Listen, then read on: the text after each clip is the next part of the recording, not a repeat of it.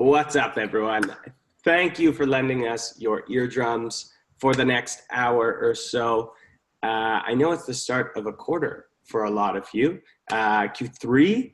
So it's a great time to sharpen the saw, take a step back, make sure that all the activities that we're doing are resulting in, success and where we want to go, whether that's creating opportunities, motivating a team or closing new business. So welcome to another Sales Hacker webinar. And well, this isn't just another Sales Hacker webinar. This is a monster one that had well over 1,000 people register for this one, which is pretty crazy. And I think the reason for that is this is a monster topic. It's how to personalize at scale. And I know since I've been in tech, roughly 5 years now, it feels like orgs have been trying to figure this out the whole time, ever since they were given this technology to mass send out emails and get in front of a lot of people. It's kind of been this balance. Is it better to just play the numbers game and spray and pray, or should you spend hours crafting that perfect email that may or may not be read and can break your heart? So today we're going to explore maybe a bit of a middle ground and try to formulate some new best practices that hopefully, kind of permeate across all BD teams everywhere. So it's an audacious goal, but we've got the right woman to do it for sure. And before I introduce my awesome guest, a few super quick housekeeping items. So if you've ever joined a Sales Hacker webinar before, you know that they're all recorded. So we will send this out to you. It takes about 24 hours to turn it around, but you will get this in your inbox. So if you got to jump to a one-on-one or you've got a customer meeting, whatever it is, make sure you go, because we will send this out. And this deck has a lot of information in it, so it might be worth a review after as well. And then second item is every time we do these, we want these to be for the community, right? So if you have relevant questions that are pertaining to some of the topics that we're discussing, please jump in. We'll try and get to as many as we can throughout. And then we've left about 10 minutes or so for a little bit of Q&A at the end. But now that we've got that out of the way, I want to introduce Beck Holland. Beck, welcome to the community.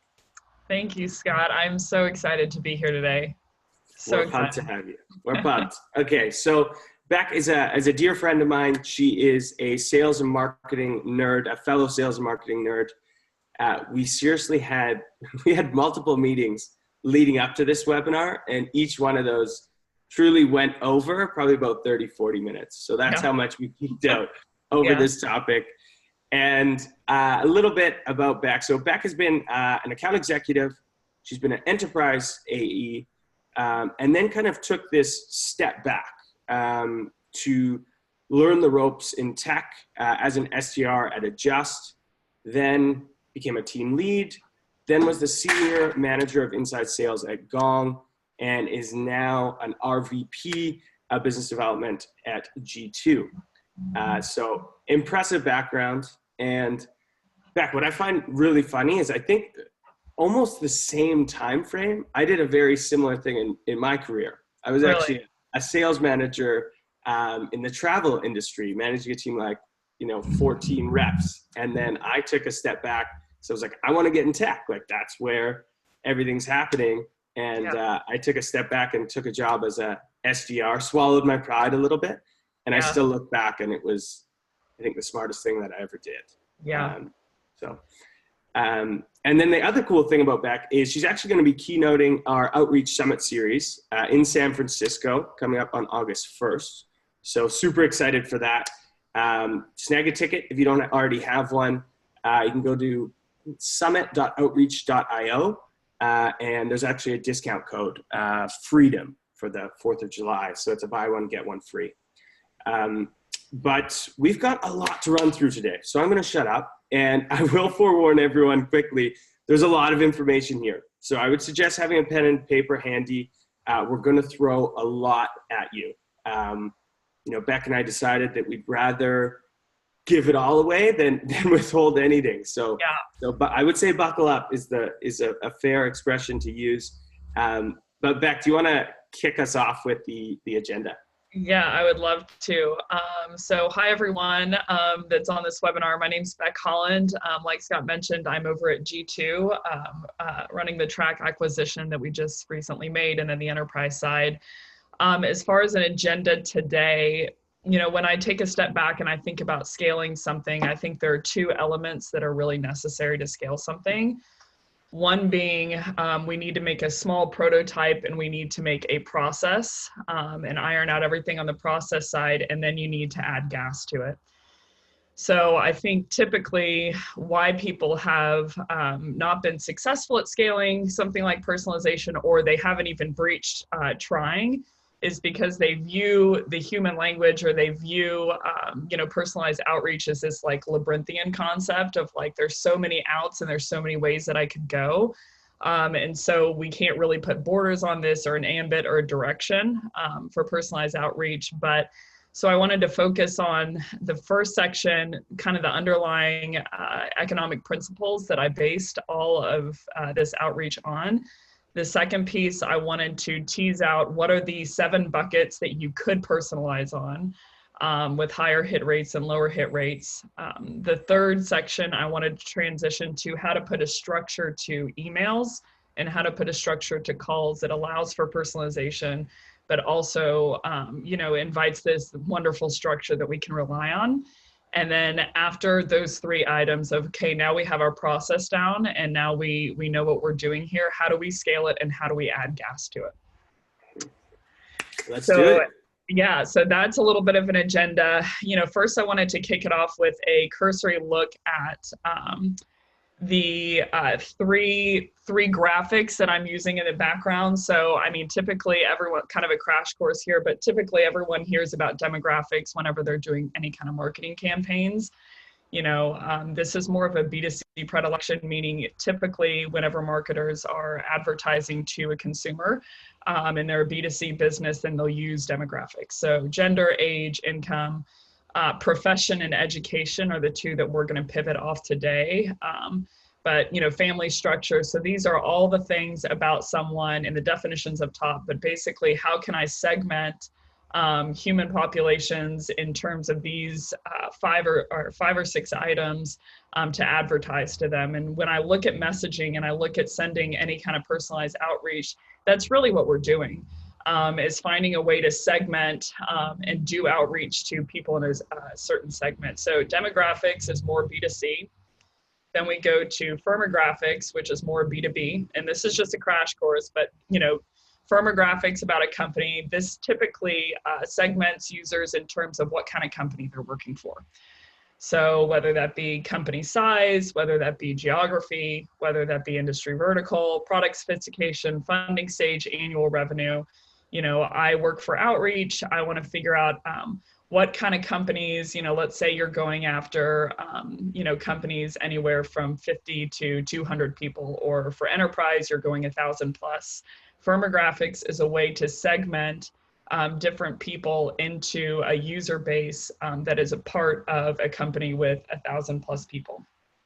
So this is really used by marketers, and I'm sure, a lot of people know this on the line, but firmographics is typically used for any kind of B2B campaigns. Like I want to advertise to users that have they're in the company funding stage of an A or a B or a C or, an E unicorn in Outreach's case. So that's demographics. We got B2C, firmographics is B2B. And then the last, which people don't typically take into notice, is psychographics. So this is a psychological play, and the definition's there, but it's basically classifying people according to attitudes, aspirations, and psychological criteria. So this is where you get all of your juicy like interests, habits, attitudes, beliefs, motivation, prioritization, like what matters to someone and what makes them tick. And so when you combine 2 of these principles, like let's say, for instance, I see a lot of posts on LinkedIn about, okay, you don't need to have a typical tech background to get into tech sales. You don't necessarily have to go to college, to become an SDR and to be successful in your career. And so that's really a pairing of a demographic principle of the person, doesn't have an education background that they went to school, paired with a psychographic principle of this is an attitude, this is a belief, and this is a priority now for them in their business because they came from a background where they didn't have an education. They were super, super successful. Gary Vee is a great example of that. And so you'll see him on LinkedIn making posts about how you don't have to have the atypical background because you're really pairing two of those principles. I mean, at the end of the day, we're all very complex, but we're all very simple at the same time. And so this is how I was thinking about this whenever I was going into personalization, a little bit of the background. I had been doing Mass Blast whenever I came into my first SDR role. And then I had been doing, Mass Blast based on buyer persona. I had been doing Mass Blast based on, you're going to an event or you downloaded some content or you attended a webinar like this one. And I just wasn't getting the results that I wanted. I wasn't, I was getting a few low-hanging fruit, but I felt like my TAM was being used much more quickly than I wanted to. So I wanted to figure out a way of how do I advertise, how do I send messaging, how do I send emails and make phone calls in a way that's really narrowing down on that specific person sitting in the chair. And so the biggest principle that I would use that I think triggers buyer readiness is the psychographics, because this is the actual person sitting in the chair, what they believe in, what they believe to be true about business, their habits, their interests. That's all the really, meaty capital that you want to reach out based on. So I then I made an exhaustive list of all of the things that you could reach out to someone based on. I just remember sitting down with this giant sheet of paper and saying, okay, what is everything that I can think of that you could base an email on? And how can I lump these together in ascending and descending hit rates of what I believe to be true of okay, I think this one will have a higher hit rate, but let's test it out. And so I used it on, 100, 200, 300 people and started organizing accordingly. So those are the backgrounds. Go ahead. Yeah, it's just super, super interesting. And I think psychographics are so often not thought about, right? As you were talking, I was kind of just putting myself, putting my buyer hat on a little bit. And your example of, finding out if, maybe someone went to college or whatever. I actually, little known fact about me, I dropped out of college and started my own business.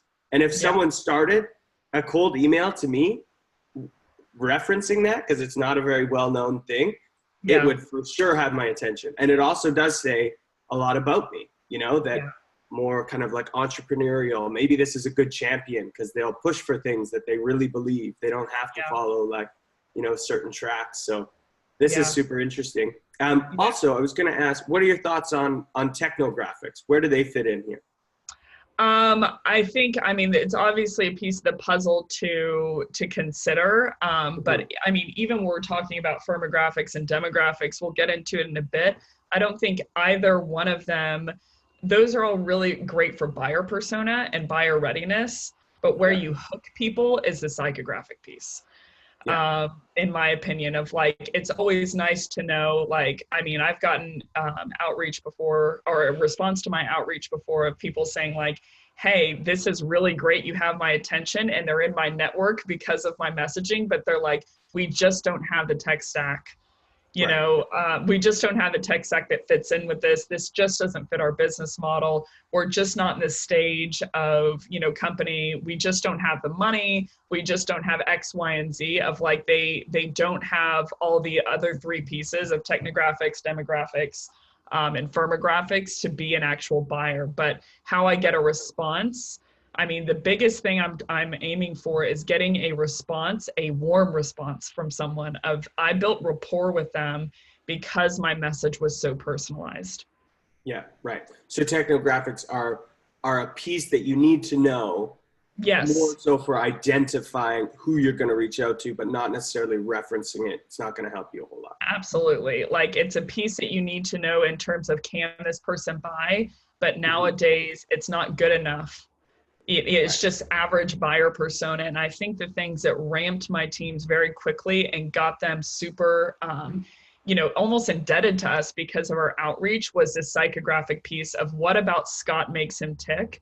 Not like, okay, does it matter to Scott that he's using X, Y, and Z software over at Outreach? Yes. But does it matter to Scott more that he dropped out of college?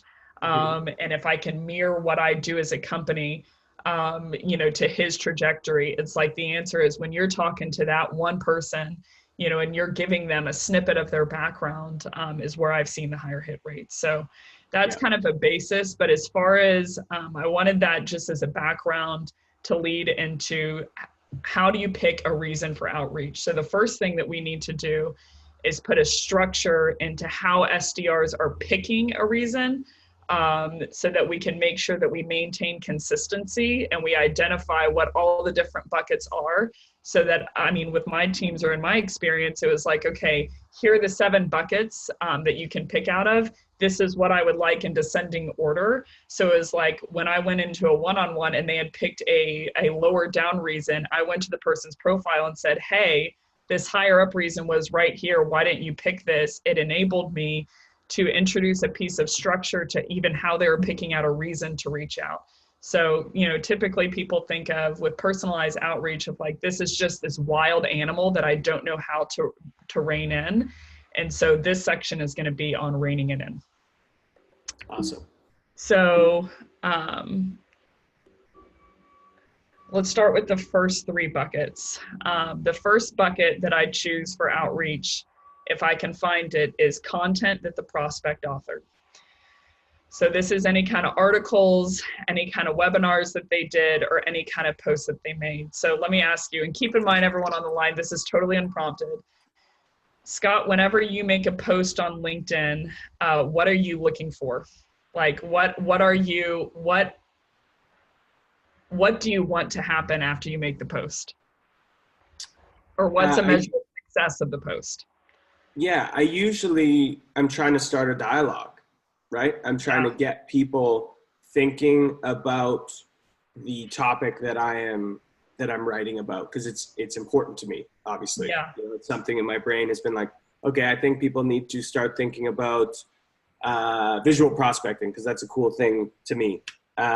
Let's talk about it. So that's usually, What is the measure of success of a post for you? Or what is the measure of success for a webinar? What excites you about a webinar? Like where I'm going is like, registrants or like likes or comments or dialogue or like all of that juicy capital. Whenever I see someone, whenever I make a post online of like, I make a post and I'm looking for people to validate me through a response of like, they like it, they comment on it, they share it across the board, and they bump all of that engagement that you're mentioning. Yeah. So content that the prospect authored can be super, super strong if you reach out based on it, because you are validating to the person that you not only read their content, but that you are a fan of it, and you are validating to them that what they did was of some use. Like, after this webinar, I'm going to shut my computer and I'm going to walk around my apartment wondering whether this resonated with people. And the biggest validation for that is people reaching out to me saying like, hey, this webinar actually, it changed the trajectory of my career, how I'm thinking about things. So whenever I reach out to someone based on the content that they authored, it's super strong because it's pairing that psychographic and demographic principle, number one. It's something they're passionate about, and it's something that's within their profession. And that it also is communicating to them that you're not only personalized, but that you are validating the work that they did. So it's a really, really nice way to compliment someone in a non-skeezy way, as opposed to saying like, you're amazing, saying like, hey, that's a really nice shirt. This is a way to hook prospects in. Totally. I look at it as like, imagine if you just got up and gave a speech to a room full of people, and then you're just the first one that stands up and just starts clapping, or asks a really thoughtful question. You're going to be like, thank you. Because I was just sitting there hoping someone was going to do that. Totally. So this is online. Totally. So this is the best bucket, that if you can find someone, if you can find any kind of content that they did, and the rule of engagement later that I'll tie in is it has to hook to what your company does.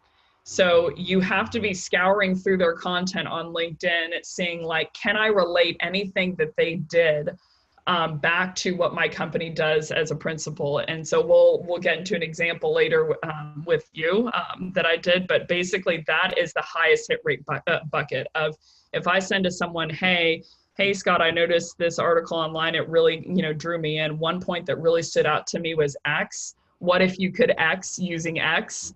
Give me a shot to unpack that. I've gotten responses in like 2 minutes. 2 minutes from very high executives, because they know that you're following them and they know that it's not BS, that you're reaching out to them based on a personalized premise.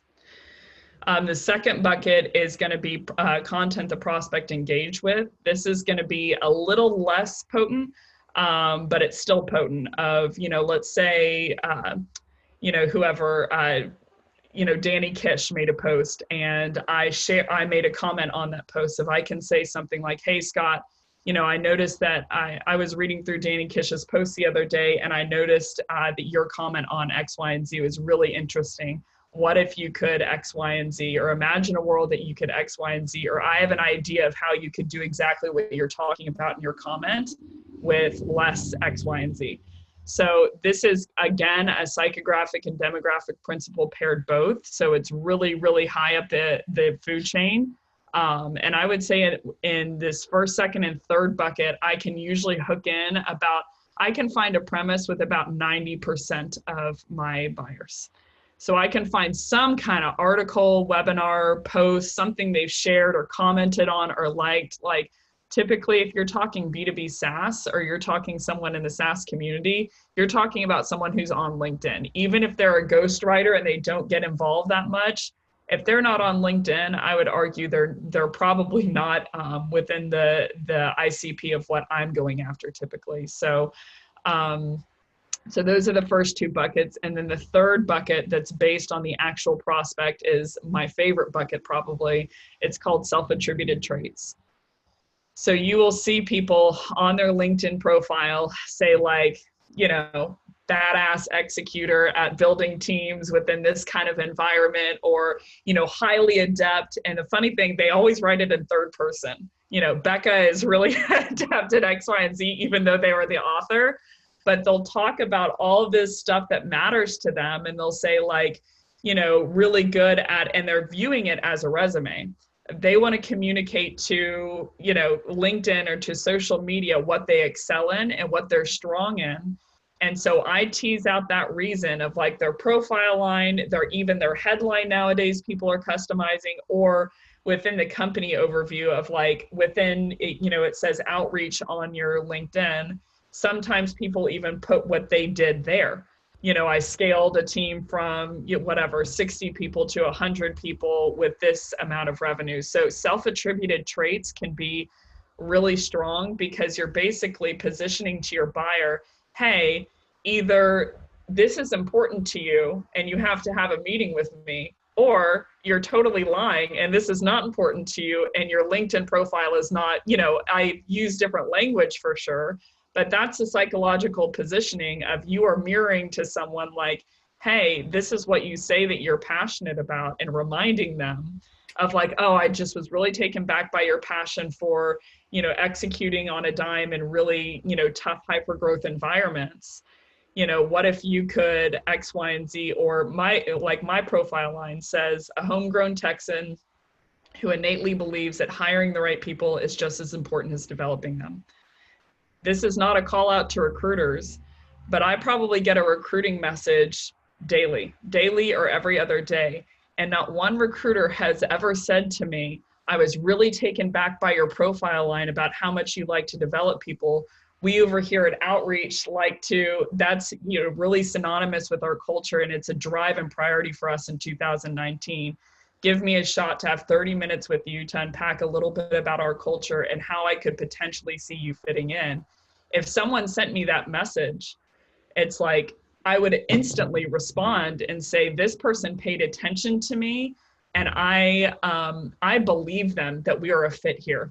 because they have identified something about me, you know, that they think is an actual fit. So, I mean, this is getting tougher and tougher in the personalized game because we have pretended like we are personalizing when we're not.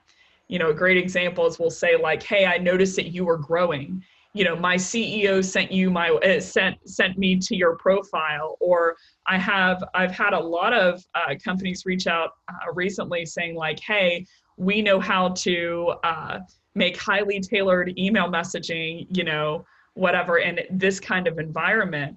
And my response to them is always like, well, then how come your initial message to me wasn't highly tailored? You know, like, this is proving your product and what you can do. So these three buckets, you have to be, I mean, any kind of premise, the more detailed but brief, the better. You need to say some kind of fact, you know, like, I noticed that you are growing, you don't have my attention. I noticed that you grew by 43% and that you just added 16 members to your team, you know, in the last quarter. Now I know that you're actually talking to me. So I always suggest, you know, if you're going to tease out one of these three reasons, these first three buckets of an article or a share or a profile line, you need to put an actual snippet of what you're talking about. Otherwise, people don't believe you. Totally. And you actually just answered one of the questions we got. And we've got some really great questions, but I want to make sure that we're getting through this. And it was just, you know, kind of a challenging question where it's, you know, I used the third one, but I feel like sometimes it's not good enough. How would you use it? And I think you nailed it with, make sure what you're teasing out doesn't fall into just the demographic or firmographic arena and falls more in that psychographic, because then it doesn't, like you said, there's all these other ways that you can fake the personalization. Look for something that it would be impossible to fake.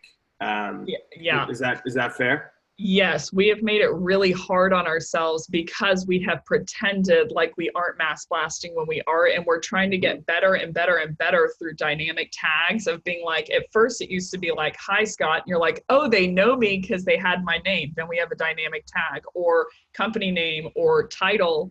You know, I'm from the predilection or the school of thought of like, people can tell when you're personalizing and people can tell when you're not. And so I would always encourage people, if you're going to take the time to do the research, you need to prove to your prospect and right off the bat of like, here is a snippet about you that there's no way I could have known unless I was doing research about you. Yeah. So let's keep moving so we get through all of this. The second two buckets 4 and 5, if they can't find anything on the actual person, you know, anything that they wrote, anything that they shared, anything about their headline, I mean, those are the top three, then I have them go into the junk drawer. So this is personal interests, hobbies, and schools attended. And I always put an asterisk here of, if you're going to talk about someone's personal interest, or you're going to talk about some school they attended, you need to make sure that you're hooking it into what you do.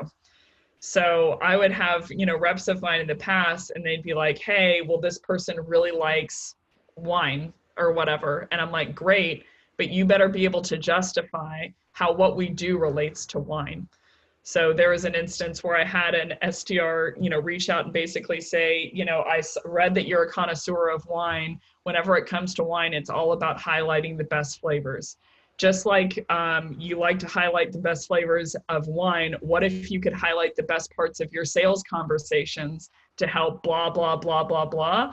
And then it's like, there's the hook of like, I brought this thing up for a reason, because I want to explain to you in terms of, you play soccer. What if you could turn your bench into A players?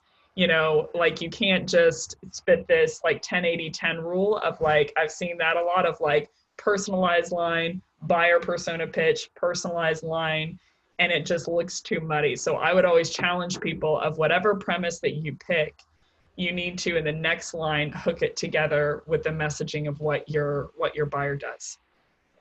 And then the last bucket here is going to be company centric. So if you can't find anything on the person, you can't find social media, you can't find Twitter, you know, on and on, then I would go into the fifth bucket, which is company centric. any kind of merger and acquisition, M&A, posts, blogs, hiring, or website language that you can say like, hey, I was really taken out. I was reading through your website earlier and saw, this line on your website talking about X, Y, and Z. I have an idea on how you could X, Y, and Z. And so this isn't quite as strong because, again, this is the only bucket where you're kicking out psychographic.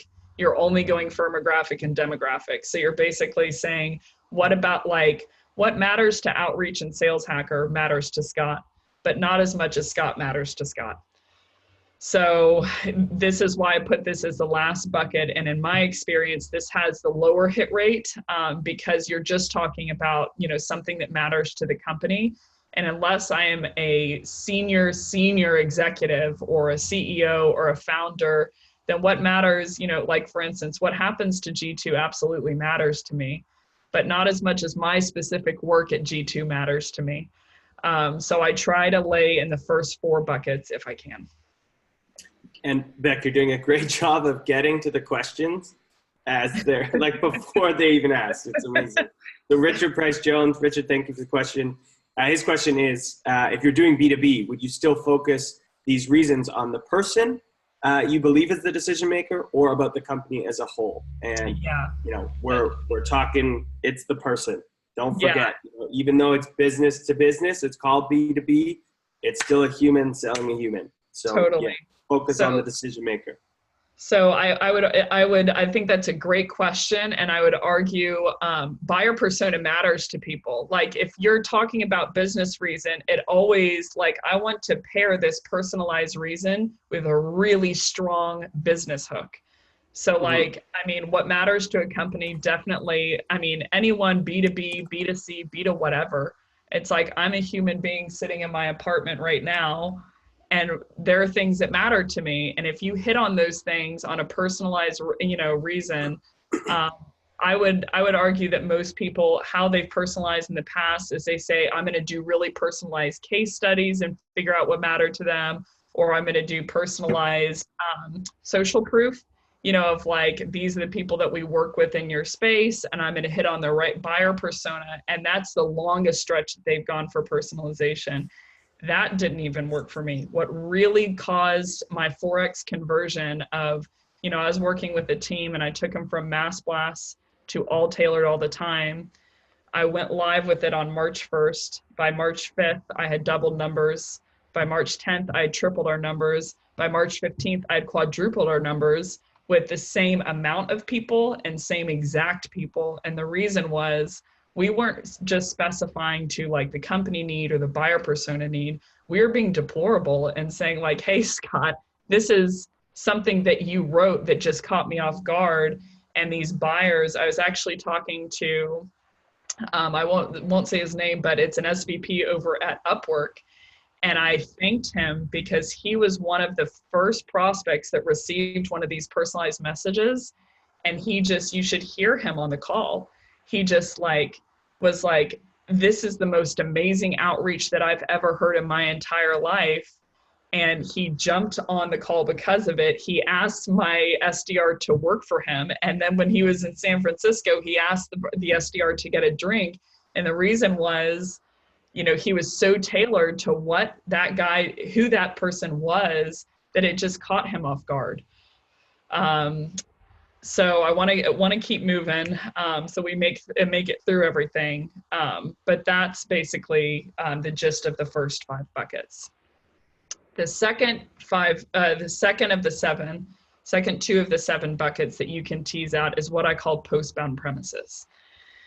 So this is going to be a lot of conceptual change for us on the call today, but postbound basically is it's not truly inbound and it's not truly outbound. So truly inbound is a demo request, or it is someone who comes to your intercom or drift line, someone who comes to your chat box. Outbound this is a whale out in the ocean, and I'm going out after them. They haven't heard of us. They don't know about us. And then we have this sneaky category in the middle. Some companies label as inbound. Some companies don't label at all. If they label it as inbound, all of your reps are that's not truly inbound because they didn't raise their hand for a demo and the conversion's much tougher.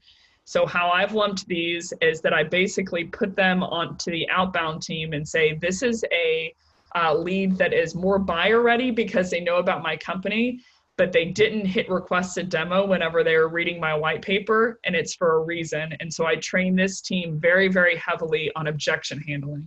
Because if I'm going through an outreach webinar and I don't hit requested demo, there's a reason, and that reason is an objection. So the two postbound premises, and I always say, these are not strong enough to book your meeting.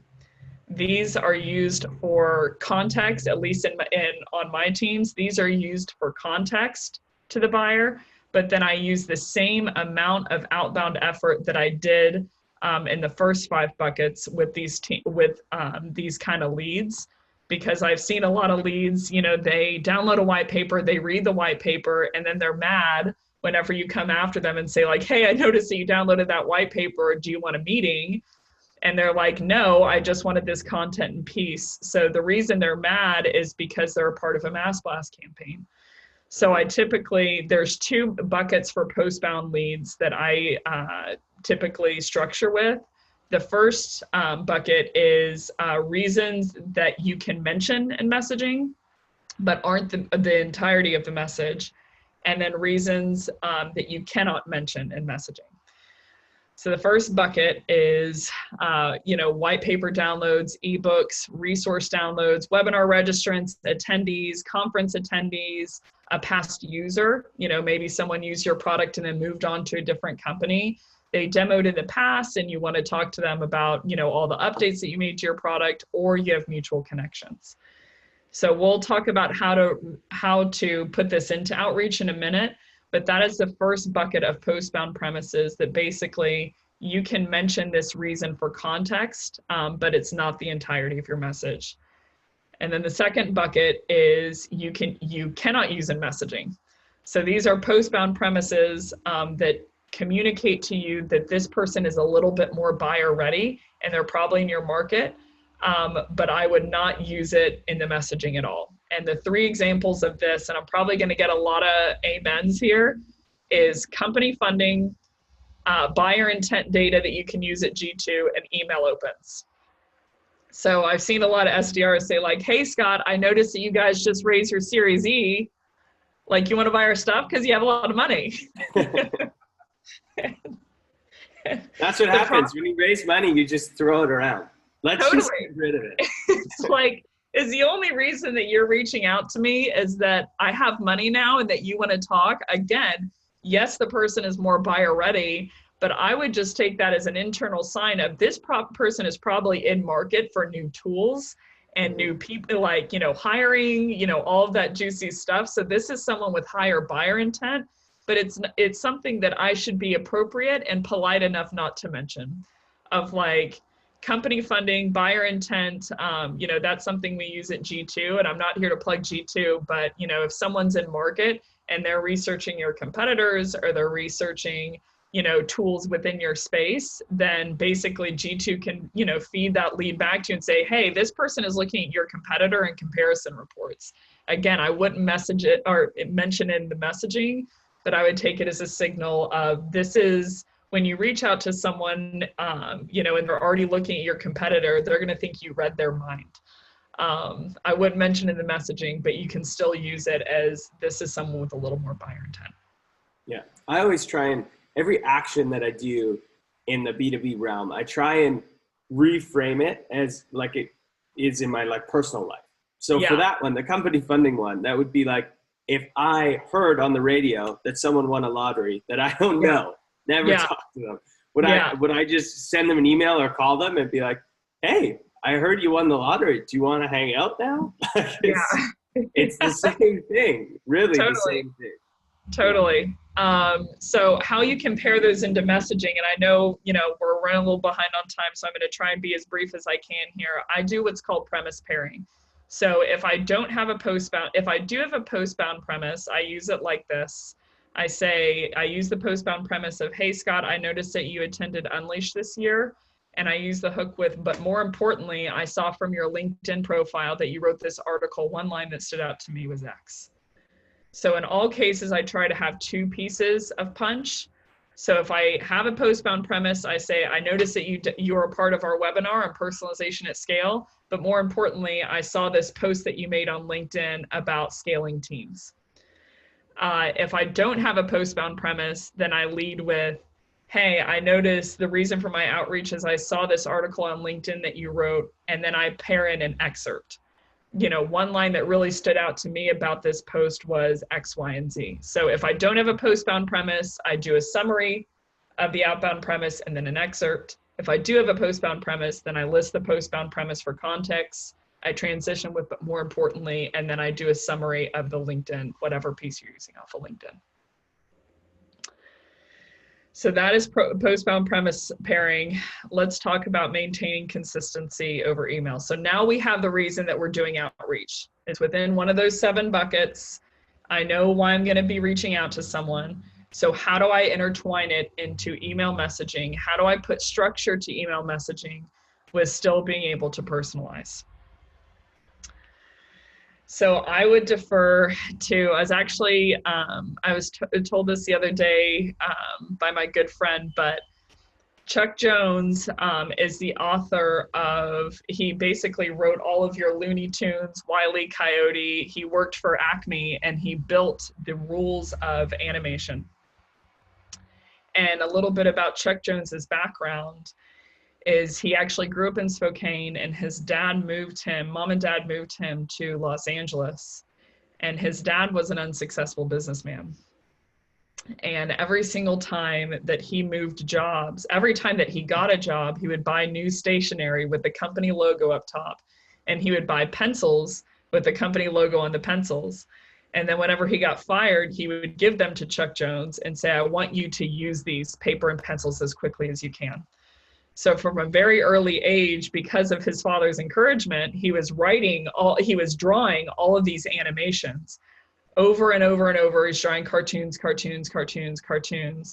But pretty early on in his tenure, or what you'd call his career, the nascent stages of his career, instead of just drawing a lot, he started to form principles around what he was doing. Of, okay, a head should typically look like this, and these are the rules of what a body should look like, and these are the rules for if you're going to build an animal into a character. And so he is very well known for his principles over his actual drawing. So when he got to Wile E. Coyote and the Roadrunner, he basically hired an entire team of writers, very, very creative writers, and he said, I don't care what the episode actually looks like, but here are the 9 rules of engagement that you have to hit within each episode. So, you know, a couple of them are listed here, but the Roadrunner can't harm the coyote except by going beep, beep. You know, rule 9, the coyote is more humiliated than harmed by his failures. Rule 8, whenever possible, make gravity the coyote's greatest enemy. So when I start panning back to all of the Wile E. Coyote episodes that I've seen, they do in fact fit within all of these 9 rules. So whenever I was building basically the rules of engagement for email, I was doing about the same thing. I didn't realize it. And I thought, okay, what are the principles that I want my creative writers to be, flushing out within messaging? And what are the 7 flavors of things that I don't want them to be doing? And what is the structure of a message? But then when it came to the actual idea of the messaging, I give it to my team and say, you guys are really smart. Here are the rules of engagement. Go ahead and write the message. Love it.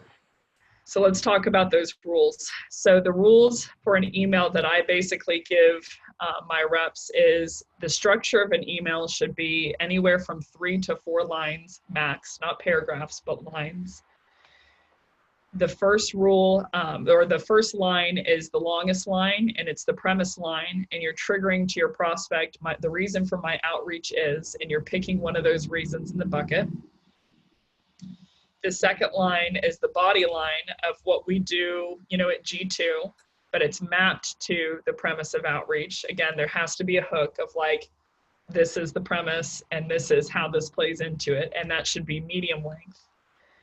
And then the last line should be a CTA, and it would be a request to unpack the content mapped above. So I don't give multiple times. I don't just say like, you know, how do I get on your calendar for 15 minutes? You know, what's the best way to get a hold of you, or assumptive close of like looking forward to hearing from you. But I say, give me a shot to unpack, you know, Wednesday at 2 to unpack how we help whatever heads of partnership leverage our tool to achieve this goal. And a lot of times I'll say, and if you're not impressed, I promise we can end the conversation there. Deal? So those are the rules of engagement. You know, I read a study that was given to me by MJ Hoffman, actually, the author of Why You Now. And it was basically Google studied how your prospects are reading a message on a laptop. They start at 2 o'clock on the message and they loop around, they go clockwise. So basically, what that communicates to you about your outreach on an email is that they are reading the end of the first line first, on laptop at least. So they're reading the end of your premise line first of who are you. They then loop around to the end of your CTA of what do they want. And if both of those are congruent with what they think that they value at the time, then they loop around to the body of the message. So that tells you that actually the least valuable, almost capital, of your message is what you do as a company. So if you don't disarm your prospect in that first line of the premise with saying that you're personalized and spitting some kind of detail about them, then they're going to say this is a mass blast. They're in fight or flight mode of whether they should delete the email or whether they should keep reading. So how is disarming my prospects is basically in this first line by spitting some kind of premise, you know, that they were like, okay, this person is actually talking to me. This is not a huge message, you know, out to millions of users or thousands of people or even hundreds of people. Then when you get to your CTA, it's like, okay, what do they want? And if both of those hit in line, then I'm going to then figure out what they do as a company. So them reading about your company is actually predicated on who you are and what you want out of the person. So that is the structure of the email. As far as the 7 pillars of what I'm looking for within messaging is I usually outline the following 7.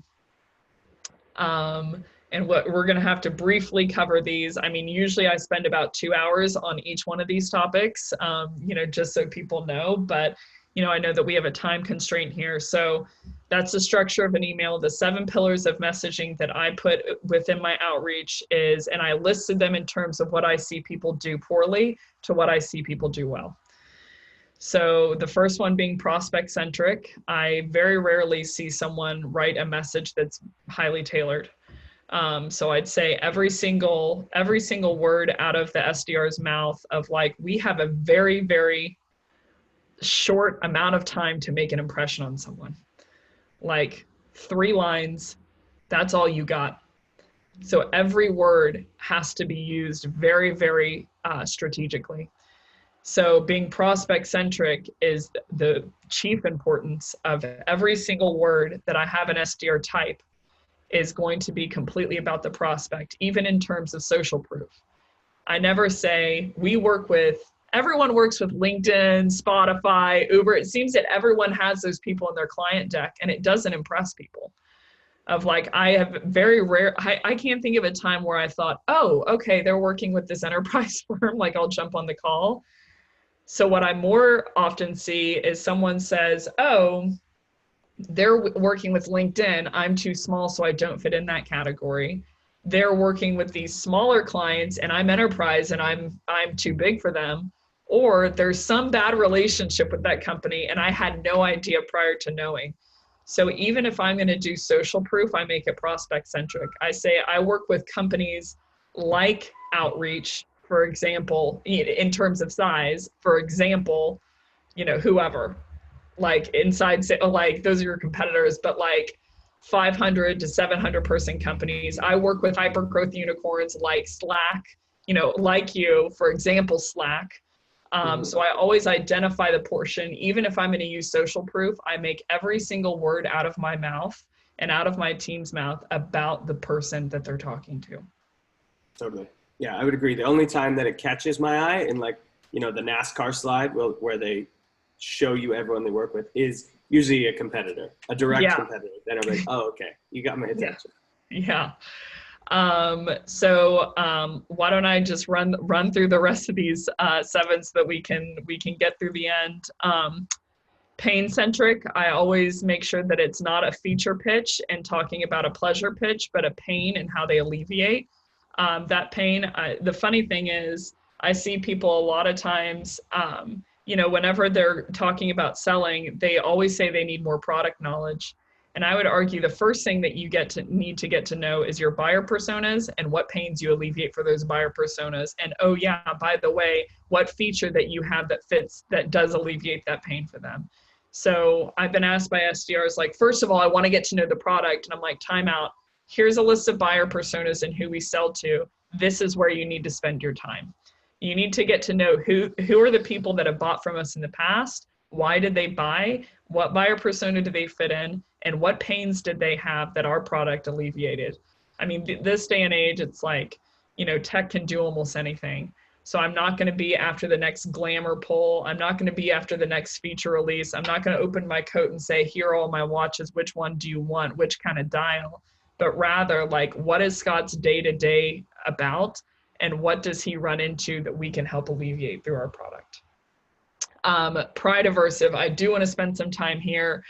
If I were to limit down why my message has had such high conversion, it would be because of this pillar. So typically people try to build rapport by talking about how awesome they are, myself included. I've done in the past of like, we're the #1 marketplace leader. These are all our great clients. We're the best. We're, on and on and on. I hear people come up and say, these are all the amazing things that we're doing, and we're humble bragging a little bit. And psychologically, you're turning off like your buyer's mind from the get-go and making them think you're a salesperson. So the 2 pieces of pride aversion that I always have my SDRs intertwine into outreach is #1, prospect fandom, of like, they are all about their prospects on the phone and within their emails. I'll give you an example of this. I walked into a dinner once and there was a very high up executive from Pandora. And he said to me, still to this day, I think it creeped him out, but he said, hey, oh, you're Beck. I think we're connected on LinkedIn. And I said, I think I've been following your career for the last 3 years. Let me give you the top 5 reasons of why I think Pandora should be the market leader over Spotify and why I value you as a platform and why I think you should take the space.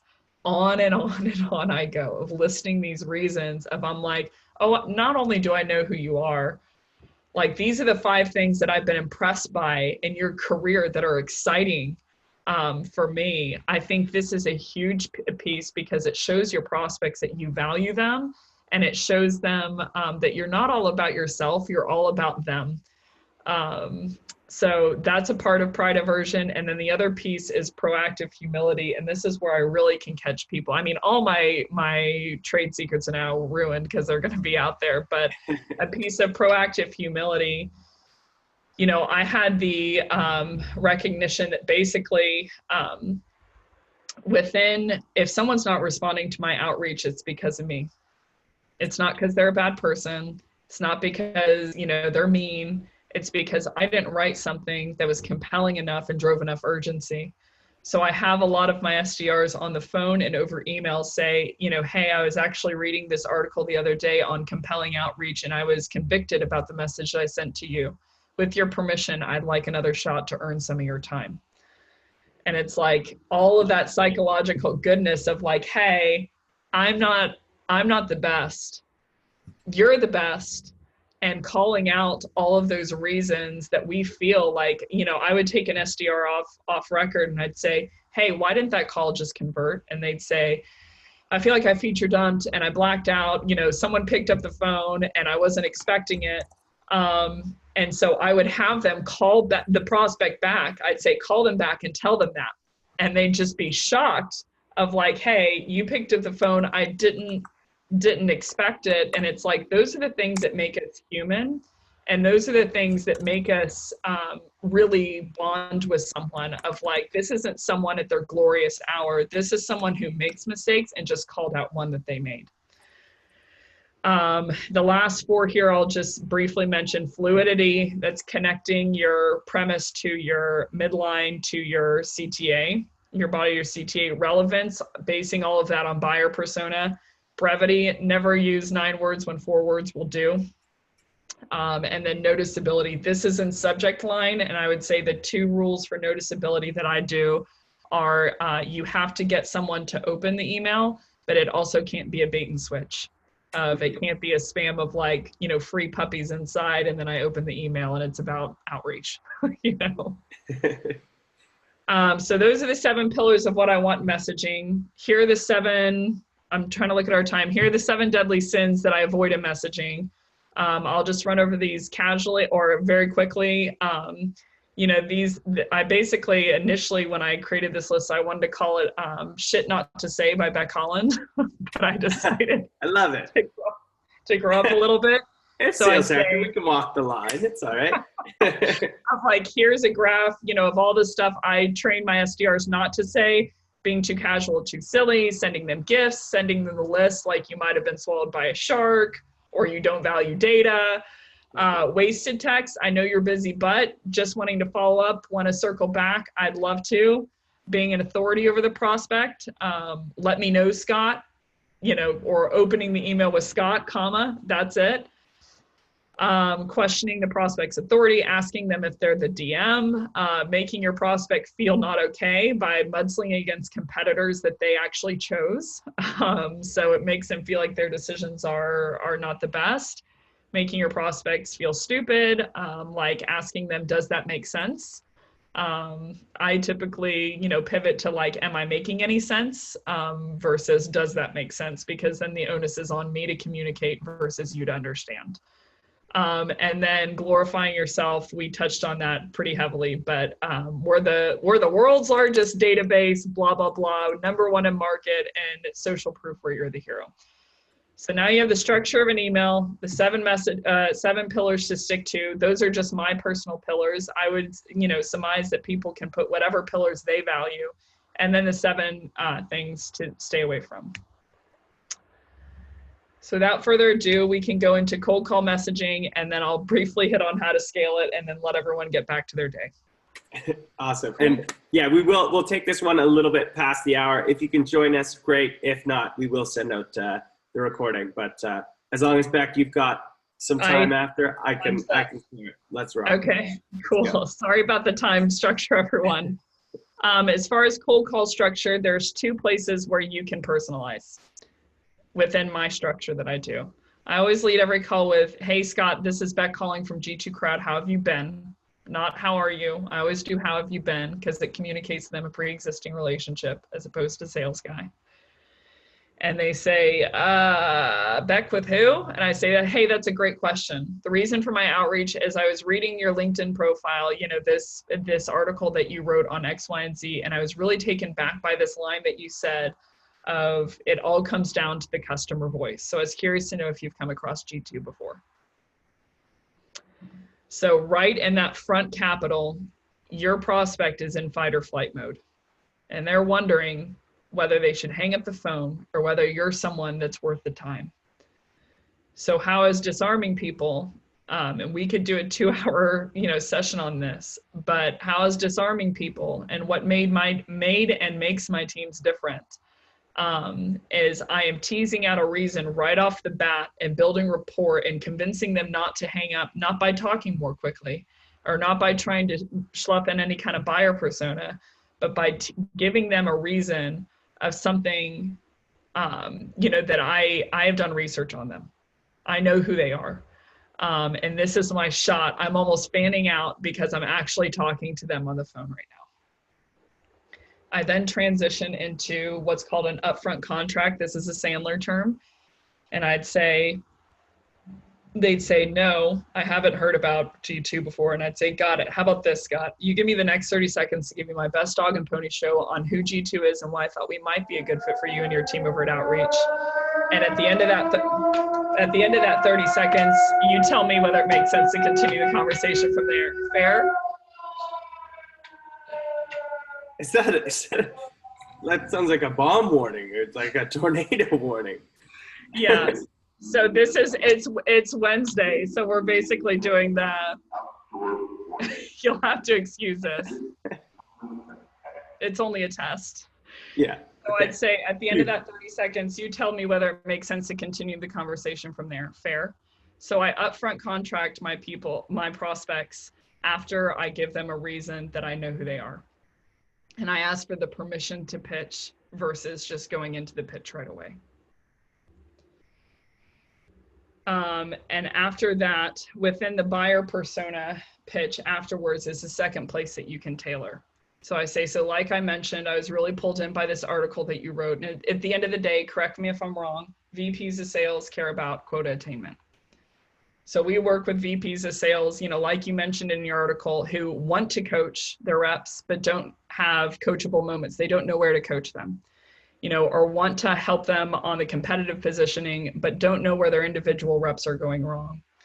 You know, or they want to help quarterback deals across the line, but they have no way to quickly surface the deals that they need to be involved in. Are you running into any of this in your day-to-day, or am I just rambling here? So the two pieces that you can personalize on are basically to go back, this reason, when you say what your reason for your call is, and then on the back end, whenever you're pitching the buyer persona to your buyers. So that is how I'm intertwining personalization into my calls. Again, we could do another 2-hour segment on here on what the rest of the call looks like, objection handling, etc. But this is about personalization.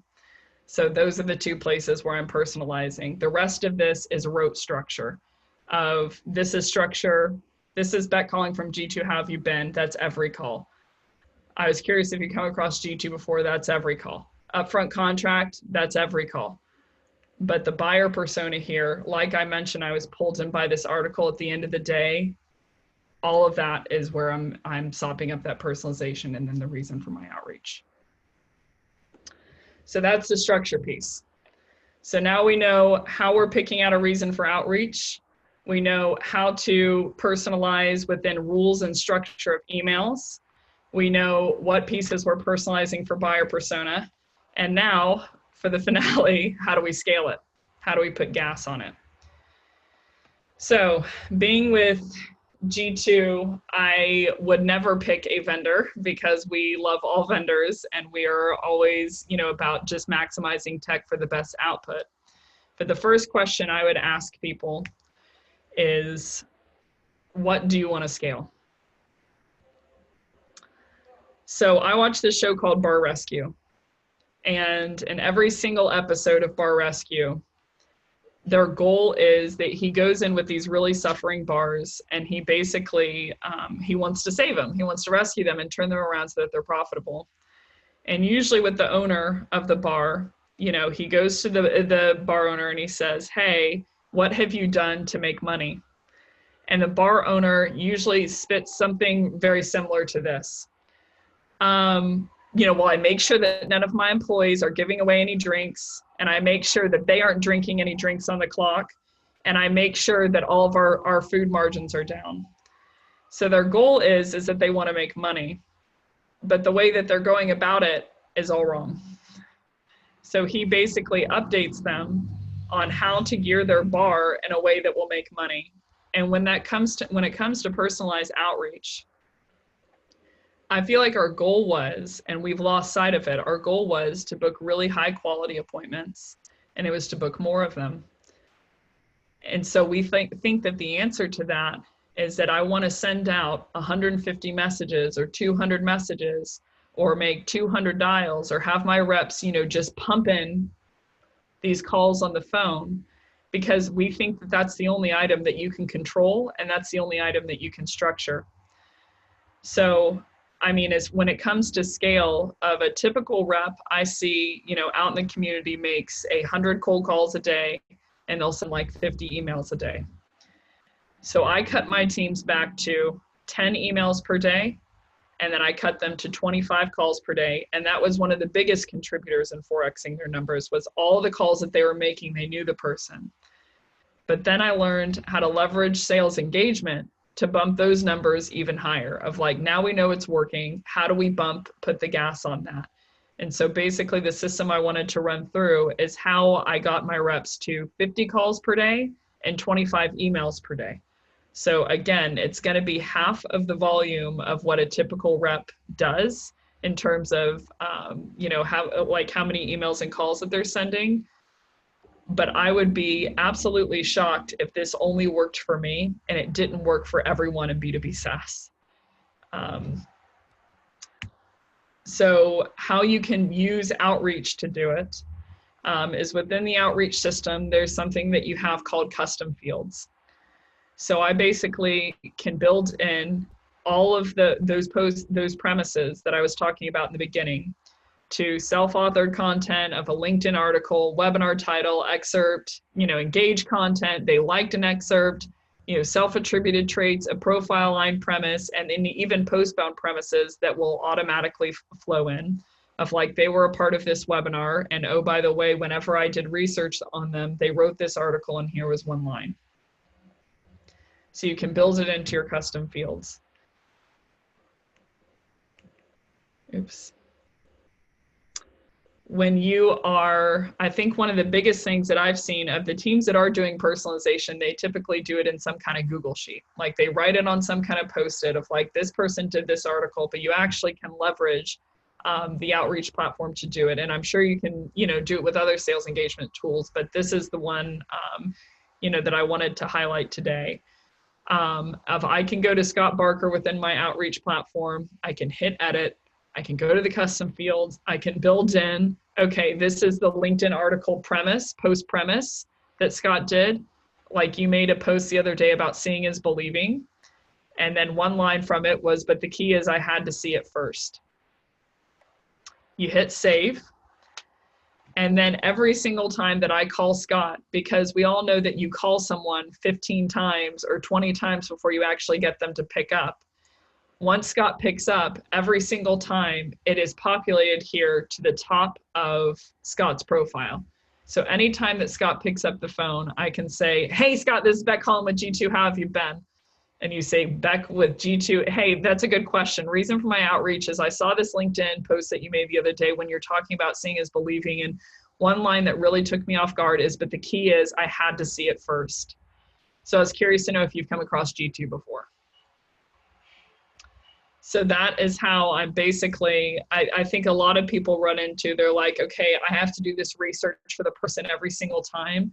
And again, leveraging outreach and a tool like this, you can build in, okay, I have to do research on this person once. I can quickly put it into their profile. And then every single time that I'm writing an email message or I'm giving him a phone call, I have all of this data on the stuff that he did that's relevant to my platform that I can bring up in the call every single time that I'm calling him. How you build that into sequences, and I take a piece out of MJ Hoffman's playbook, but basically he taught me, and I agree with this, he did an exhaustive study on how to get a hold of prospects and what kind of omni-channel actions that you can do.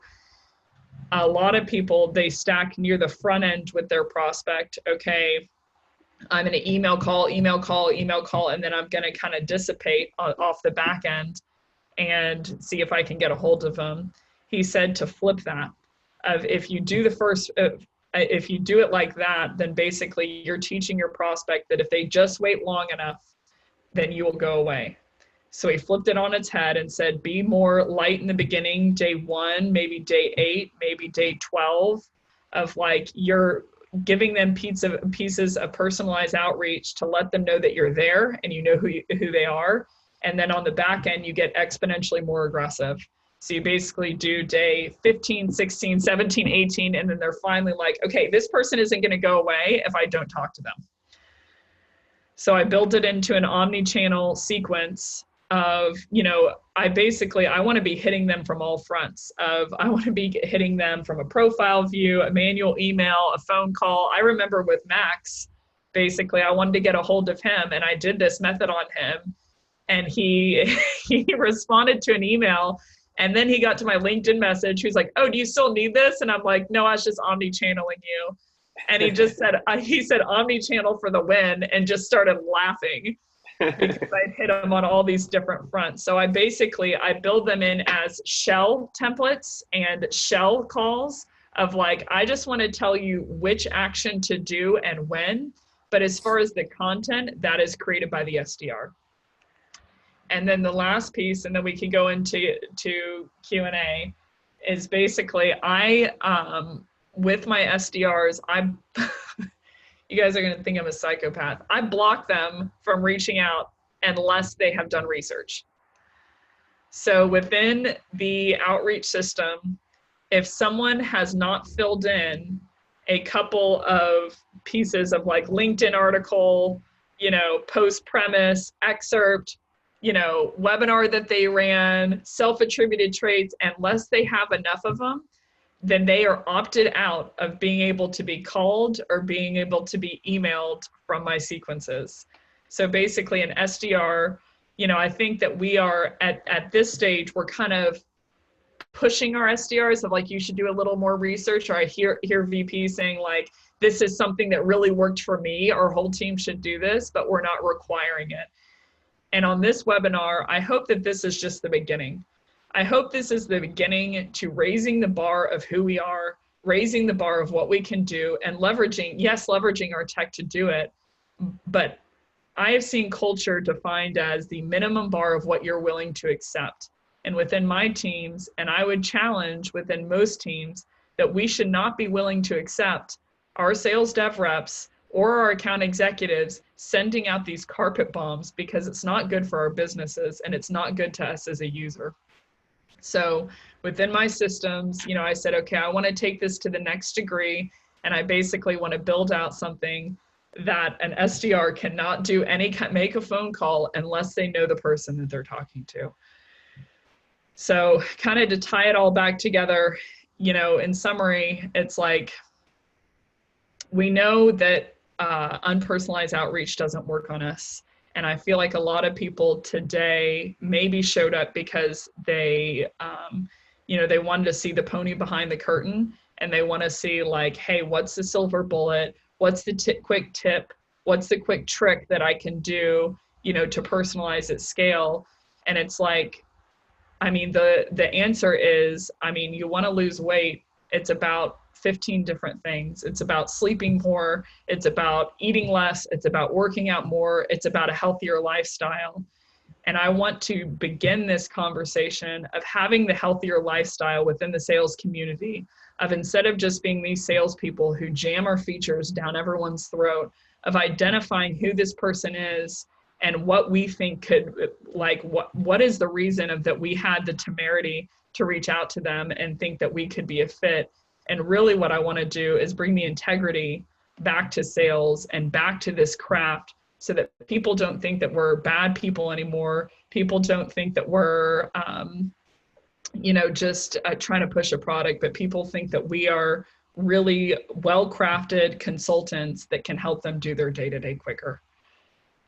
So that's it. Why don't we do you want to kick into Q&A, or where do you want to take it from here?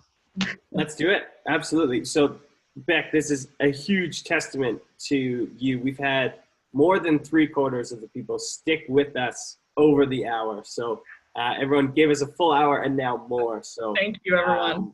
That's amazing. And got some amazing comments too. This content is awesome. Will there be recordings? Yes, there will be. And Danny says, Becca said she could speak on these 7 pillars for 2 hours. I wish she would. This is fantastic. So lots of good ones. And we have 27 questions. So we'll get through as many as possible. And that's with me answering a lot live. But a few things. So Becca will actually be keynoting our Outreach Summit series in San Francisco, August 1st. And we will dive into more of this. So if you love what you hear, make sure you grab a ticket at summit.outreach.io. Use discount code FREEDOM. And then, of course, connect with Beck online. She does a lot of great stuff. She's got her Flip the Script sessions as well that she does in San Francisco. When is the next one? The next one is going to be July 16th. So I basically started a 5-session series of doing topics like this in person, free, come one, come all. We provide dinner. And the 5th one is going to be personalization at scale. So anyone in the Bay Area, if you want to be a part of this conversation and you want to do some, some questions offline, then we're at 343 Sansom Street. You can go to learn.g2crowd. I mean, we have the piece here, but if you go to learn.g2crowd.com /flip the script, you can register for that. And then, again, this is just going to be the beginning of the conversation. Like, I think this is kind of I hope an industry changing, movement of let's get all heads on deck to bring clarity and bring integrity back to the sales community. So an extension of that conversation is, like Scott mentioned, so I'm going to be continuing on this topic at the Outreach Unleashed Summit series, which is August 1st. And Outreach was super kind enough. If you want a discount on those tickets, and you can use the code FREEDOM to register. Awesome. All right, let's get to some Q&A. And yeah, if you got to jump off again, recording, we'll get it out to you, but let's get through them because there's some great questions. First question, what are good benchmarks for personalization to know you are on track? What are the things that you're tracking? You mean good there's a counter question there. Of course, being a good sales rep, I have a counter. You mean good benchmarks is in terms of volume? Would be my question. Let's just answer both because we can't talk to the person. A good benchmark in terms of volume, when I first started out with my reps and I said, let's try this approach. Again, we did 10 emails, highly tailored, crafted from start to bottom, and we did 25 calls. I then, leveraging Outreach, got it to 25 emails and 50 calls. So an expert can get to 25 and 50 calls. At the beginning, at the nascent stages, while you're just figuring this out, I would say 10 emails and 25 calls. But again, the quality of appointments and the volume of appointments that we booked based on this level of outreach was 4x.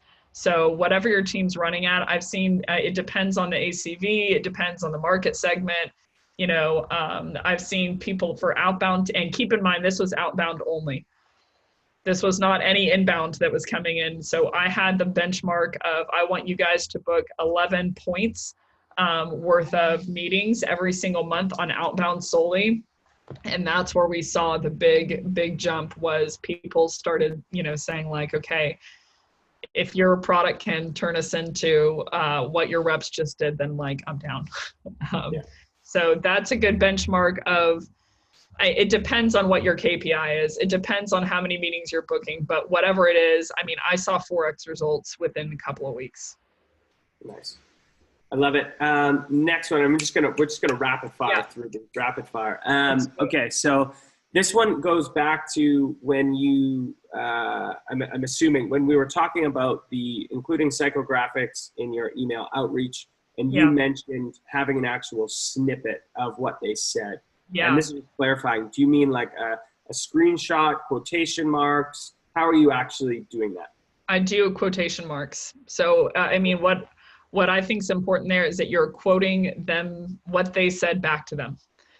So I usually do like, hey, like I, did with you above here on the slide deck of like, hey, I saw that you wrote this post on seeing is believing. What really stood out to me was when you said, but the key is that I had to see it first. So I usually use quotation marks. I don't do screenshots. Cool. Nice. And then here is a good one. So this is Michael Manina. Michael, thank you for the question. He's saying, okay, so you sent a personalized email. You felt good about it. They didn't open or reply to it. How do you translate that message into your cold call the next day? Oh, it's a great question. So I would say on a first note for the diagnosis of the email, it's because they didn't open it. So if they didn't open it, then your subject line is what needs to be altered. And I would usually use a subject line like your post on LinkedIn, your post on seeing is believing, and I get an astronomical open rate. But let's say that they don't respond to it and they have opened it. Again, for this call structure, I basically, in this premise, in this right here, This is, Beck calling from G2. How have you been? Good. Glad to hear that. The reason for my call is, I saw that you made this post. One line that really stood out to me is when you said seeing is believing. So I was curious to know if you've come across G2 before.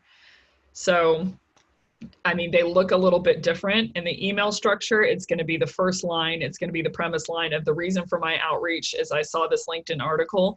Within the call, it's the third line deep.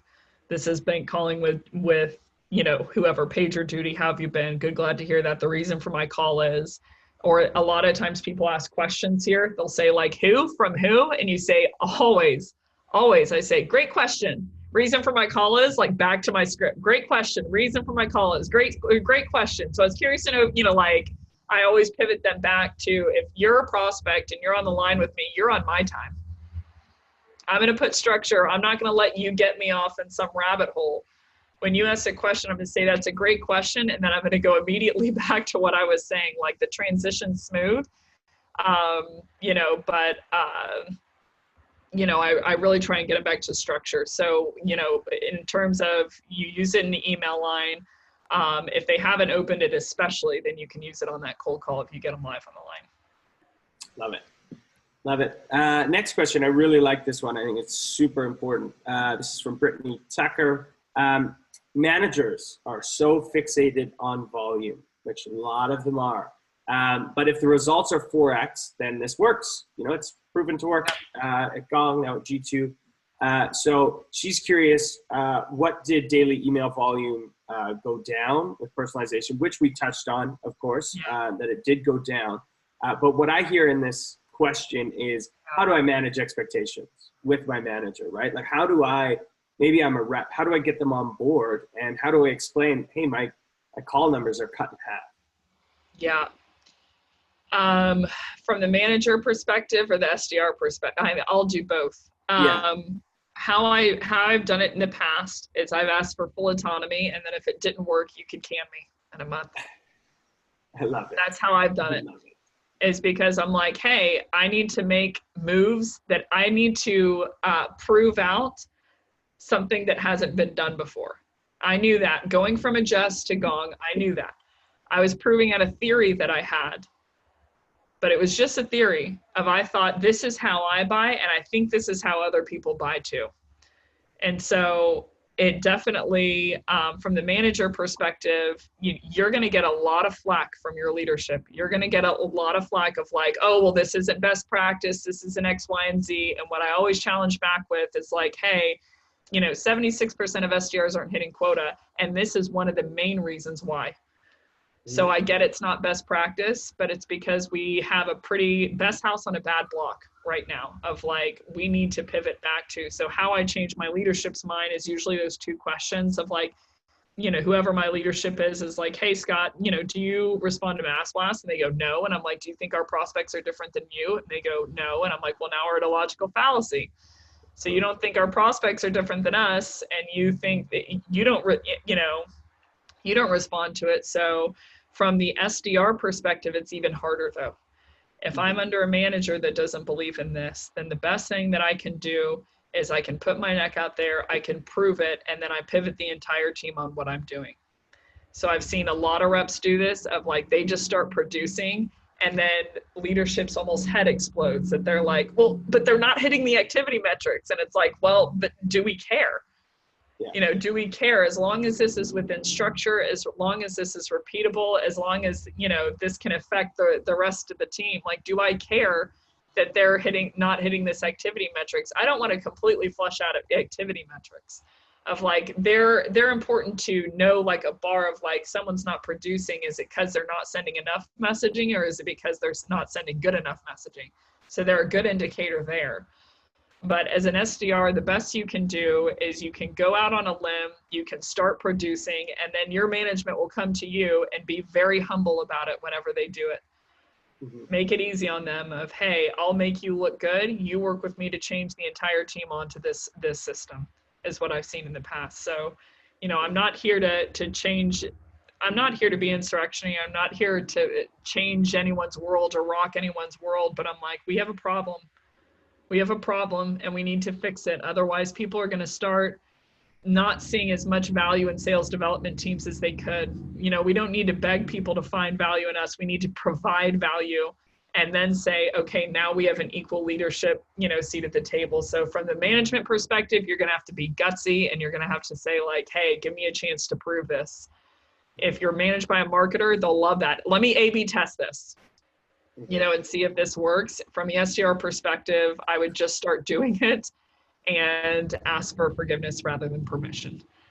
Yeah, yeah. And I just want to reiterate those two questions because it's such a good way to frame it. And again, those questions were just ask your manager, if you're an SDR, or if you're a manager, ask your leadership, do you ever reply to mass blast cold emails? Yeah. They'll say no. And then ask the question, do you think that you are different than our prospects? Yeah. And the answer is no. And that should help you at least start the conversation off. Yeah. And another good question from Sunny. This is very just tactical. How do you recommend obtaining firmographics on a local level? Sales Nav, Zoom Info, Discover Org, Lead IQ, Seamless. There's a bunch of them. Yeah. Any other ones that you would recommend? DataFox. DataFox is another one. Yeah. So as far as like, you can use any of those providers. I, you know, certainly have opinions on who's better in which situation, but I think, you know, again, firmographics, I would, if we're talking about firmographics, I almost think we're talking about the wrong thing a little bit of like firmographics are definitely important and data providers are important, but it's how you're leveraging them. So I would say, you know, LinkedIn Sales Navigator and LinkedIn is where I'm getting all the psychographic information, and then firmographic, you can use any of the providers that you just mentioned. Yeah, yeah. And remembering that psychographic piece is the most important. Yeah. Firmographics is just for you to understand that they're the ones to target. Yeah. All right, so we've got a lot of similar questions, so I'm going to bucket these all to one, and this kind of goes into line with what you said about, I think a lot of people come and they want silver bullets. And sometimes people think silver bullets come in the form of wonderful subject lines. If I just nail the subject line, then I'm all good. So we had a lot of subject line questions. Pretty vague. Like, can we talk about subject line a little bit more? How does subject line factor into successful personalization? Yeah.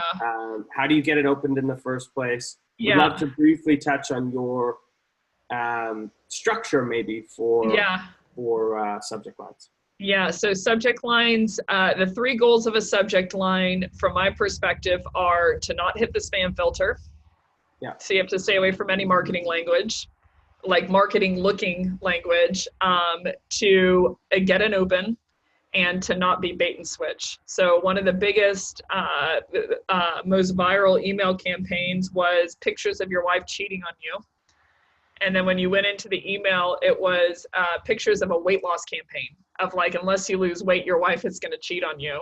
And people were furious with it because they felt bait and switched. And I even saw someone on LinkedIn post the other day of like, hey, leave a voicemail and leave it super vague so that people call you back. And I'm like, well, then the premise, they feel dumb and they feel had a little bit whenever they call you back, because they were just tricked into something. So I would always say, you know, with an email subject line, a good one that I use a lot is your LinkedIn, like it's tailored. It's tailored because your message is tailored of your LinkedIn post on seeing is believing.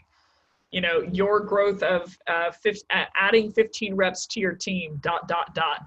You know, of you want to just get that email open, and then you want to also make sure that it's not a bait and switch, that it does rely on your content of like, everyone can get a bunch of email opens by saying free puppies, you know, but is the goal an email open?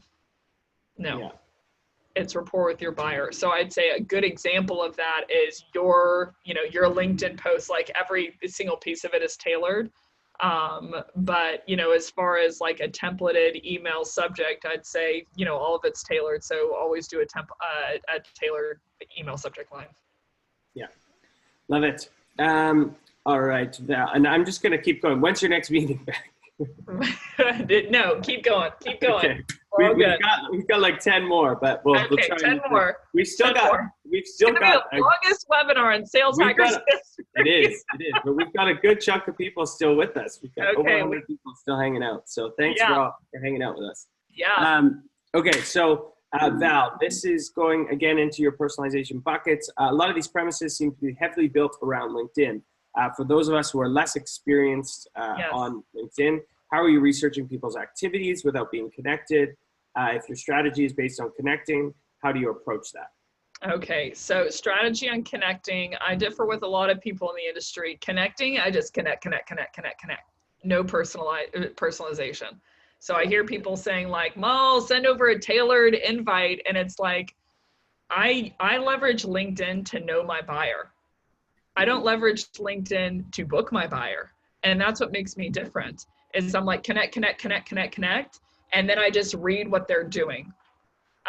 So as far as a personalized message, like I see a lot of people send over a personalized message and it says like, hey, I was wanting to see if you want another data provider. I'm like, that's a quick way to get me to decline you and say like, oh, I know exactly what you want.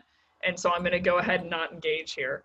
As far as someone who says they want to pick my brain and then they add me and then they immediately pitch me, I remove the connection when they do that to me because I'm like, this is what you're doing. So as far as connecting on LinkedIn, my strategy there is just add as much as I can, get a bunch of people into my feed so I can see what they're doing and posts that are really, really relevant to them. As far as someone who's not, they're not trained on LinkedIn, I feel like there isn't any training on LinkedIn. It's like, just get to know your buyer. Did I cover the question? Yeah, I mean, for sure. As far as a non-technical, like as far as someone who's not on LinkedIn a lot, that's where you can get a hole of like, typically like healthcare, people in the healthcare space, they're not on LinkedIn. And so I'd say there you can do company research on LinkedIn, or you can do any kind of junk drawer premise of like, any kind of social media posts that they're doing. Awesome, thank you. Okay, so we've got Alex Bolkin. Alex, thanks for the question. When you tailor messages, do you reference where you saw that interest? Like, are you saying, hey, I noticed on LinkedIn you shared this article.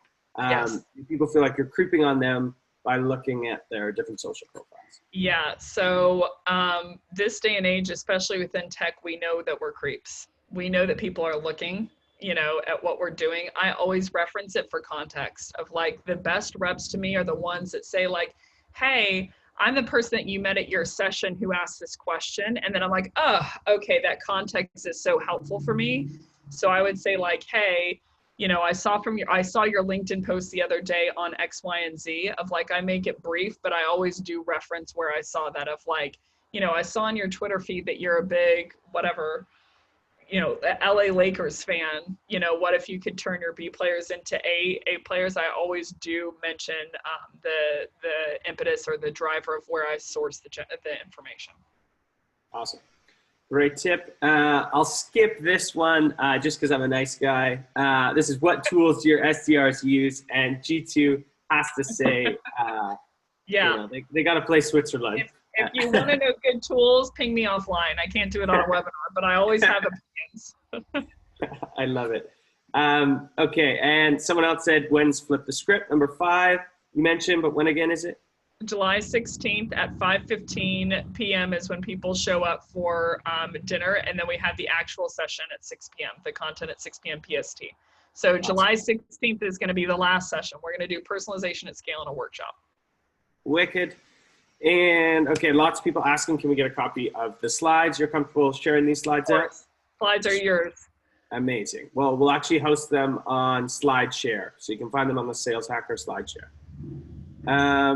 All right. How often would you, and this, again, I'm going to bucket some questions. Can you share the number of emails, calls, social touches? I know it said 14 steps over 21 days. Is that your typical cadence?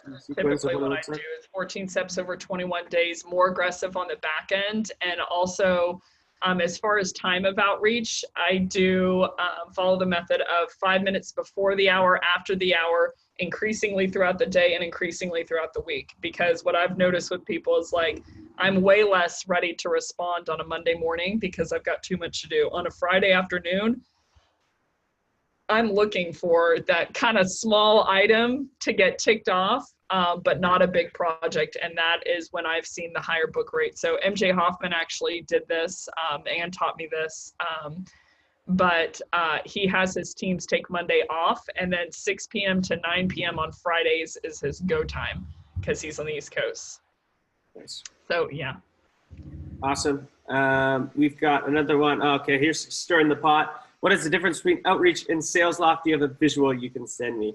Reach out to myself or Beck offline. We can talk all about it.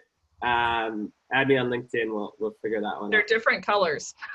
That's They're both within the same realm. And if you want to do more research, I'd go on G2. You know, G2 is always the agnostic vendor.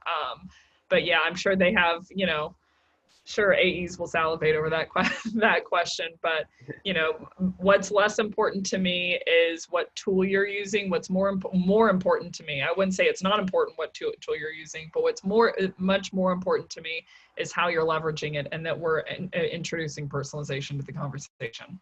Totally. It's always got to go people, process, technology, in my estimate. What are the current biggest challenges you face in sales, apart from pushing your SDRs to do more research? What else are you seeing out there that's just driving you a little bit crazy? Oh, that's a great question, but a big question. I would say the biggest item that drives me crazy is KPI systems. I think that we're measuring people incorrectly and we're not driving the right behavior. So, I mean, I could do a 2-hour segment on that, but you know, my experience, it's like if you have a round robin system based on geo and you're giving people a meeting quota, then you're measuring like all the wrong things so I'd say KPI systems by and large of, you know, personalization is definitely a hot topic for people. But the first thing that I solved for my reps before I pushed them to do personalized outreach was I set the KPI system up in a way where a vice president was worth more than a director, or a director was worth more than a senior manager. So I think that that's really key because, you know, it takes more time to book a vice president. And if I'm smart and I'm comped the same for them, then I'll book the senior manager. So, I mean, again, this is a much longer conversation, but the second big major low-hanging fruit that no one's talking about, I don't think because people necessarily don't want to talk about it, but people have not been bold enough to dream quite yet what a KPI system could look like that would push the correct behavior. But that, I would say I'm even more passionate about KPI systems than I am about personalized outreach, but everyone tells me, you know, to stop being self-righteous and stay in my lane a little bit. But that is a huge topic that I think that we need to be talking about within the sales development community. Best case scenario I've seen people bring up is the KPI achievable. And I'm like, we're on the right track, but is the KPI system actually geared to book the right behavior of, like, if I'm an inbound rep and I'm given, you know, a KPI of 20 meetings and all my MQLs shoot down the pipe and there's no demo requests that month, what do I do? You know, so that is a major segment that I think is a huge issue for companies that I haven't seen too many people having the, you know, whatever, that aren't having the conversation. Totally. And Beck, if I know you at all, I know you won't stay in your lane. So we'll have you back for another Sales Hacker webinar on KPIs. On KPIs. But we'll book it for 2 hours this time. Okay, great. All right, so going back, we have Ben. Ben, thank you for the question. He's extremely interested in your back-end heavy strategy and just wants to know if you have any numbers on open or reply rates that show higher engagement in later sequence steps. open and reply rates, in later sequence steps. So he's saying, is there data to back up what I'm doing? Right. Yeah. Yeah. So yes, there's data from my personal subjective stance though, of like, I was always worried. I mean, I am a practitioner. Yeah. So I'm worried, does this work for me? So I baited cadences for me with both of those strategies. And that's when I knew I was onto something. Got it. So you did Like like an aggregate, I would never be the girl. I mean, that would be more of an outreach or sales loft or whoever play of, you know, that would be their wheelhouse more than mine. But at the end of the day, I'm a practitioner. So it worked for me. It helped me and I got higher hit rates there. Love it. All right, David, what is the best method to track if your prospect opened your email? A million different things. Any sales engagement tool will have that. Outreach, of course. There's also, pretty sure there's a million and one like free plugins as well that you could probably do if you're just looking for opens. Yeah. You leave personalized voicemails? That's a great question. I do. Yeah. I do. And I do an entire session of this Flip the Script series was because all of these topics are so deep. I do a personalized voicemail, and we could do it could be intertwined into a whole nother session. But yes, I do intertwine. I say, hey, I self-deprecate. I say, hey, I'm the annoying girl that's been jamming your inbox with voicemails and emails. The reason for my original outreach was I saw this LinkedIn post that blah, blah, blah, blah, blah. And my callback rates are much higher than before I was doing that. And the callback rates are for the right reason. I've had people email me and say, hey, I just got your voicemail. Great stuff, blah, blah, blah. But yes, I do personalized voicemails. Yeah. Agreed. I also used it when I was running the BD team just to keep my reps on point, like it kind of, you just get more reps, more at bats when you say your kind of value prop and you kind of stay in the game a little bit more versus just, oh my God, someone answered. And then you're kind of caught off guard. Yeah. How many steps in the sequence and for how long? We went over that, 14 steps, 21 days. This is just a really nice note. Michael, thank you. Scott and Beck, best hour and a half I've had in work in 6 months. Well done. That's awesome. Thank you. Awesome. This is a good question. Would you still say, I was curious, this is in your script, cold calling script. Would you still say, I was curious if you've ever come across blank before, if you work for a well-established brand like AWS, Dell, Adobe, Thomson Reuters, etc.? That's a great question. I do, no matter what case. So I was curious to know if you don't have a postbound premise. If you do have a postbound premise and they downloaded your article, then you can't say, I have you come across this before. But any kind of brand, I was curious to know if you've, what your interaction has been there. Because really what you want them to say, the goal of that is to stop talking and to get them talking back and forth. So it's to open a dialogue. So I always say, so I was curious to know, what your interaction with AWS has been. I was curious to know what, like if you've had any experience with Thomson Reuters before and what your experience has been. And they'll go, yeah, I actually have. So if they say, yes, I do objection handling, an entire course on objection handling on where to go with that. Because if they say they've heard of you and they haven't used you, it's for a reason. And that reason, again, is an objection. If they say no, then I go into the upfront contract. But I would use it with anyone. And you can always, like, this isn't the Bible. It's like, these are techniques, these are techniques of what to say and how to deploy these different things on the phone. So I would just adapt it to so I was curious if you've used AWS before, or if you've, what your experience has been with our brand so far. Yeah, totally. It's about, you just have to be ready for the answer now, right? Totally. So ask the question, you just maybe have a different set of objections that you're ready for. Yeah, exactly. Amazing. All right, we got through them. That was awesome. We had a ton of questions, almost 50 questions in total. Some of them I just answered via text, but everyone, we went about 45 minutes over. There's still a ton of you online. Thank you so much for hanging out with us. Beck, thank you. Thank you. You are so knowledgeable. I'm very excited to hang out with you. August 1st in San Francisco. Come hang out with Beck and I. And again, add back online, follow G2 Crowd, Yeah. and have a great start to your quarter, everyone. Yeah. Thanks everyone for joining. Bye-bye. See ya.